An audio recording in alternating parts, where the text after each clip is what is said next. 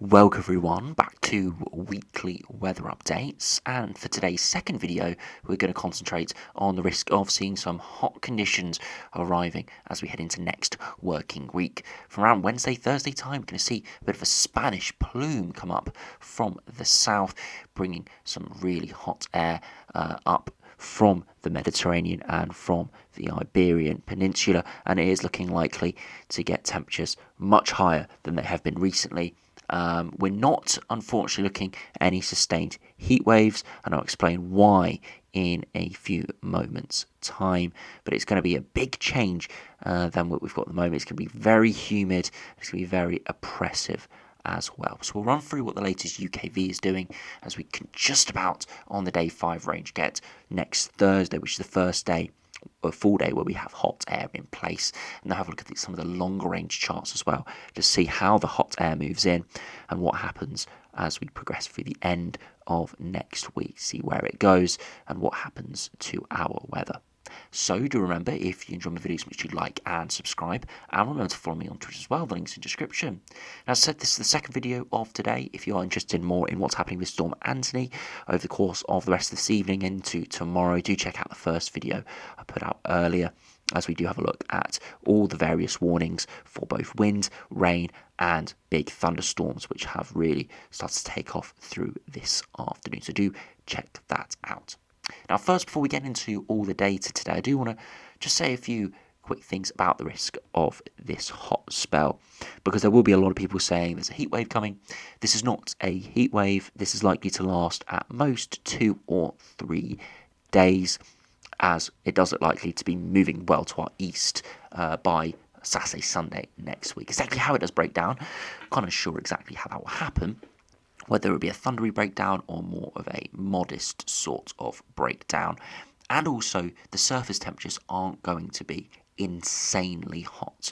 Yes, they're going to be well into the mid-20s, maybe even the high 20s, peaking around the 30-degree mark. But we're not going to see anything 35 degrees or above for a couple reasons. One, the air mass really only is over the top of us for a couple of days. It's an insanely hot air mass. If it's stuck around for a couple of days, a couple more days, then we would see temperatures into the mid-30s. But it's only passing by, therefore warming us up, but not enough to be giving us insane surface temperatures. And number two, the ground temperatures are pretty cool, pretty cold for the time of year, and wet as well, which doesn't aid surface heating.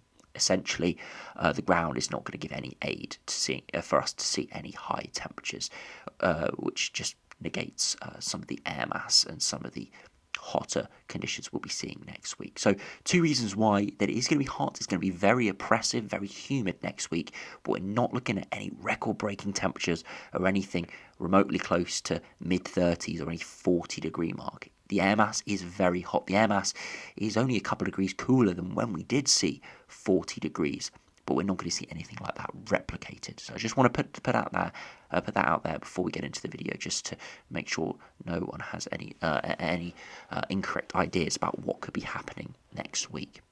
So if we do first start on the UK view, we have a look at the precipitation, look at the air mass on a more detailed scale over the next 5 days, and looking at what surface temperatures we could be seeing next Thursday. Now, you can see Storm Antony moving through the rest of this evening with some thunderstorms in the south. As I said, check out the video earlier if you want to have a look at this in detail.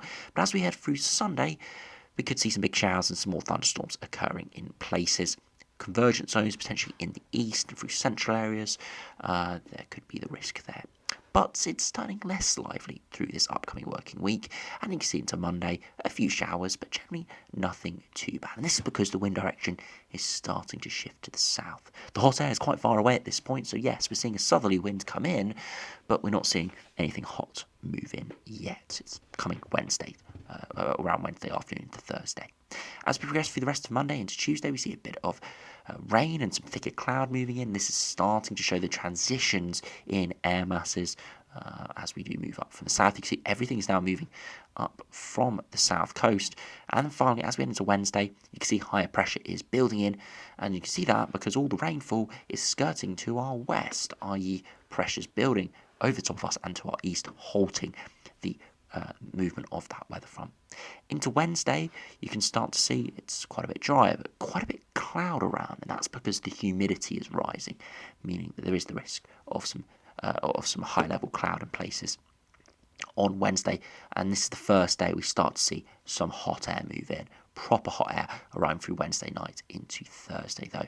And you can see into Thursday, a few showers actually could come up within the air mass, so there is the risk of a bit of thundery conditions in that as well.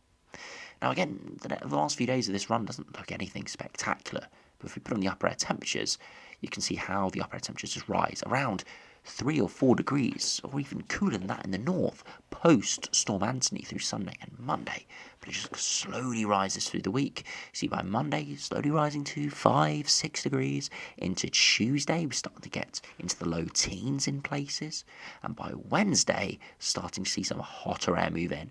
Low teens still in the east, and that's why temperatures won't be ridiculous on Wednesday, but more towards the higher teens in the southwest, and overnight into Thursday, high teens, maybe even touching 20 degrees at 850 HPA in the south. An insanely hot air mass moving in. But as I said, it is a wedge of hot air, and it's not going to last more than a couple of days. Now, if you look at the max temperatures, you can see through Sunday, temperatures peaking 20 degrees. Nothing spectacular, actually pretty cold for the time of year. Monday, nudging up maybe more towards the 20, 21 degrees in a few more places. Into Tuesday, still not particularly great. A bit more cloud around, still nudging maybe 20, 21. But look at Wednesday, jumps up to 25, 26 degrees quite widely.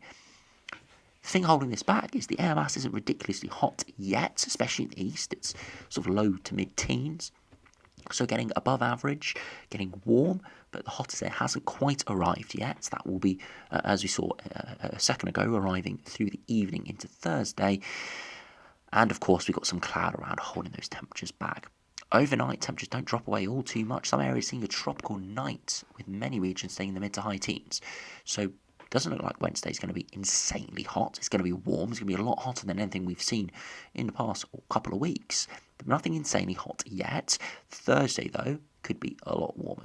That's when we could start to get up towards a 30-degree range in a few spots. But as I said, it's the surface temperatures are not the most important thing here. I think the biggest thing that's going to hit people, surprise people, is the humidity. You can see the humidity as we head through Sunday, Monday time. As Storm Antony clears, dew points around the 7 to 12 degree mark. So not particularly dry air, but not particularly humid air either. Nothing spectacular. Still a little bit oppressive if you go out when it's under some sunshine, but nothing bad at all. Through Monday, the dew points starting to sort of simmer around, even at times getting down towards the mid to low single digits. But as we head into Tuesday, dew points rising 15 to 17 degrees in the southwest, and into Wednesday, widely into the high teens, 17, 18 degrees, and even peaking at 20 degrees at points. That is insanely oppressive air, and it's going to make it feel incredibly sticky out there, and really quite horrible indeed. So even though the surface temperatures are nothing insane at this stage, the dew points will make it feel really quite horrible and make it feel really quite difficult for sleeping as well. So there's a lot of things going on in this hotter spell. But we'll have to wait till tomorrow to have a look at those Thursday temperatures. So I suspect that is when the air mass, the hottest air mass will coincide with daylight hours, and we will see the risk of the hottest temperatures. As I said, I'm thinking at this stage, high 20s, maybe 30 degrees, but it will all be dependent on those few showers and some thicker cloud that could be moving up from the southwest. Now, if you look at some of the longer range runs, we'll be able to see there is a little bit of disagreement exactly how the hot spell evolves and exactly how it clears.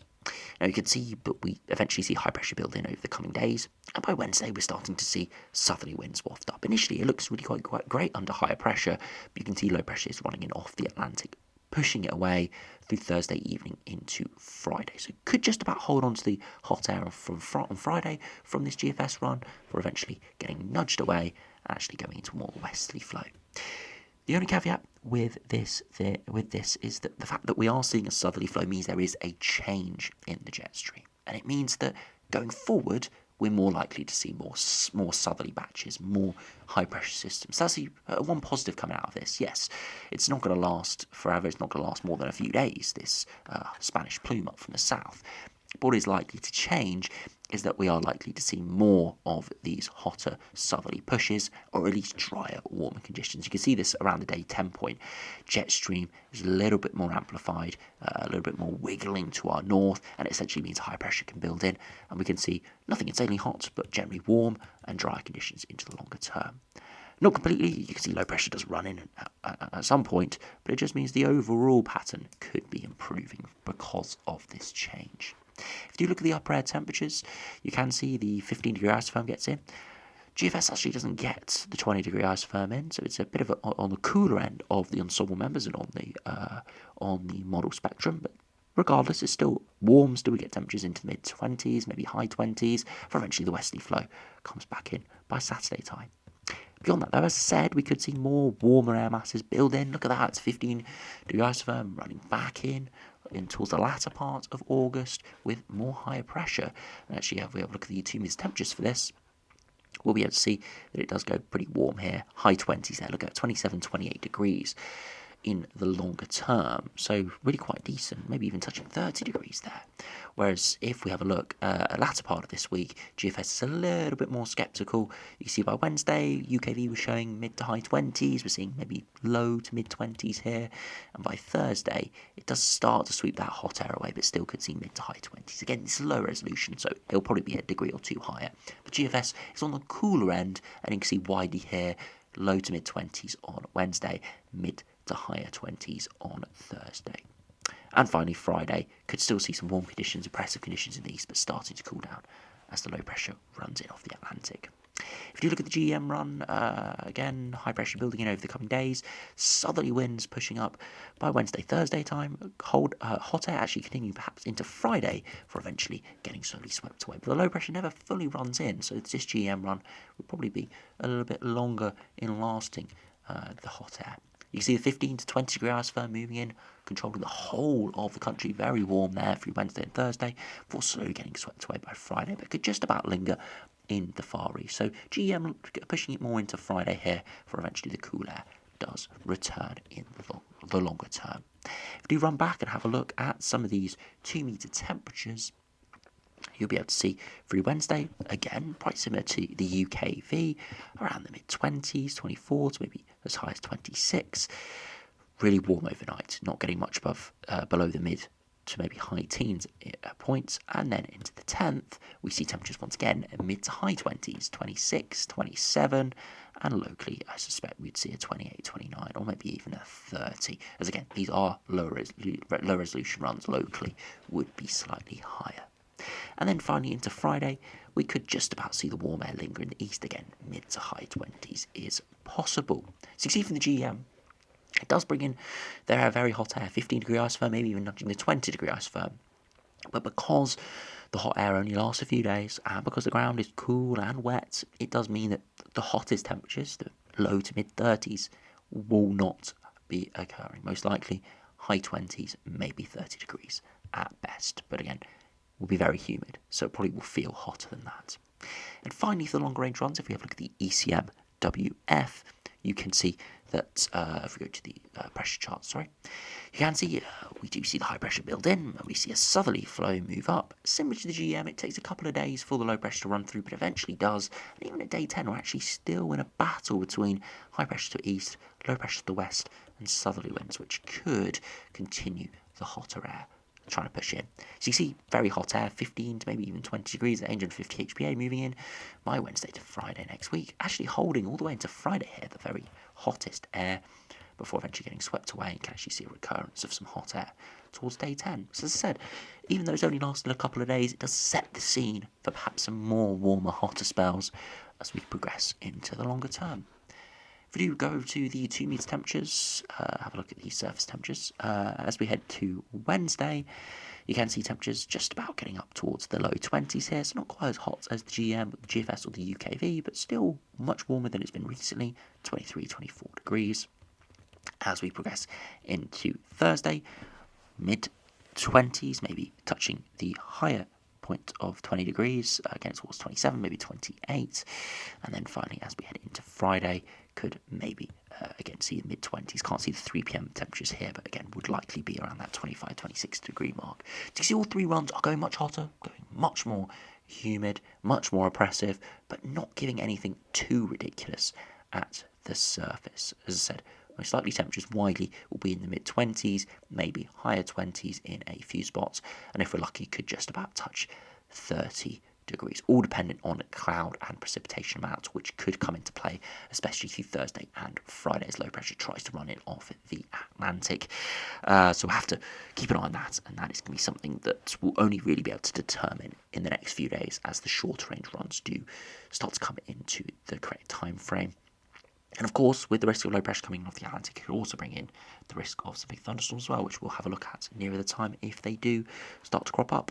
Finally, if we look at the ensembles, you can see the big hotter spike appearing here, going from well below average, 5 degrees below average, to 5 to maybe as high as 10 degrees above average, with most around the 15 to 17 degree mark at 850 HPA. From the GFS ensembles, you can see the operation run is slightly cooler, and that's why I said it was on the lower end of the ensemble spectrum, producing low 20s on Wednesday, mid 20s on Thursday. So on the lower end, we do see a drop off as low pressure runs back in off the Atlantic, and then we generally stabilise more around average with moderate amounts of precipitation. So it looks like the ensembles are pretty unsure where we go in the longer term. If we look at the 2 metre temperatures, definitely spiking into the mid-20s or maybe higher 20s. Again, these are lower resolution ensemble members and are showing the 12 p.m. and 6 p.m. temperatures, so of course will be a couple of degrees higher than this at 3 p.m. around the peak of the day. So spiking the end of next week could be 10 to 15 degrees higher than it is today, or maybe even 20 degrees in a couple of the worst spots today.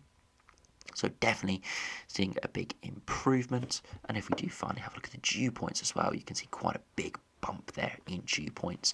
Again, doesn't look that spectacular, but 5 to 10 degrees higher in dew points is a big change in the feel-like temperature. So it's going to be very oppressive as we head into next week. Finally, if we look at the ECMWF ensemble members, again, a big spike in upper temperatures around that 15 to 17 degree mark from the majority of ensemble members, and then generally beyond that, we drop down just below average for a day or so, and then back to average or above average beyond that. Still unsure on the precipitation though, with moderate amount at times, but nothing overwhelming. And finally, just the 2 metre temperatures. Again, you can see it spiking around the mid-20s again. Most likely be a couple of degrees higher for the 3 p.m. temperatures, and of course low resolution ensemble members. So you can see over the next few days, the hot air will be moving in. By Wednesday, it should start to be impacting our surface temperatures and could last all the way to Friday or Saturday, depending on which run is correct. It's not going to be insanely hot, I must put that out there. It's going to be oppressive, it's going to be warm. Some would consider it very hot, but statistically we're not seeing anything much above 30 degrees at this stage, let alone anywhere close to sort of 35 degrees, touching any records at all. More likely to just be a really humid, oppressive, hot period of a few days. Will be quite a lot of difficulty sleeping with those humidity levels and those overnight temperatures staying up into the mid to high teens. So it's going to be a big change to what we've seen recently, and it could set the scene for more hotter spells as we progress through the rest of August. So anyway, thanks for watching. Hope you have enjoyed. Make sure you stay tuned as we'll have some more updates in the coming days as we do get more of the short range runs on this. We'll be able to pinpoint those temperatures a little bit better. So as I said, thanks for watching. Hope you have enjoyed. If you are interested in Storm Antony, do check out the video from earlier, and I'll see you again for another video soon.